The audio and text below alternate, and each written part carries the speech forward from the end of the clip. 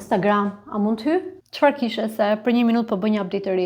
Jo, nuk doja të shqetësoja, thjesht kisha një pyetje.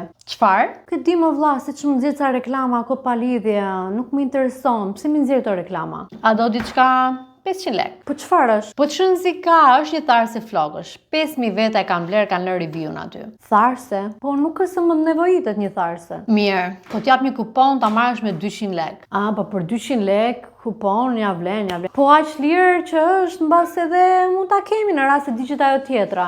Po këtu thotë që është më shumë, nuk punon kuponi. Kuponi ka skaduar, tani duhet të pagoni 17000 lek. Okej. Hajt, mendoj që dash mbas ja vlen.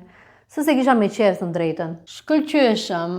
Punë 10.000 lek të tjera është transporti dhe dërgesa me post. Po hajde, po e marrim dhe atë, se jo. Por, nëse juve blini këtë tharsen dhe shtoni dhe krërin, do merrni shampo falas. Duket si ofertë e mirë, se do kem postën falas, po të vej 50.000 lek. U bë pothuajse 50.000 lek. Nëse juve blini dhe një gjë të vogël, si për shembull ky laps i syve, tani mund ta merrni postën falas. Bravo, jeni 5001 review, se nëse ju në lini një review, mbase mund t'japim një kupon ulje në të ardhmen për brengje tjetër. Për çfarë ju ran Instagramin qërallafi?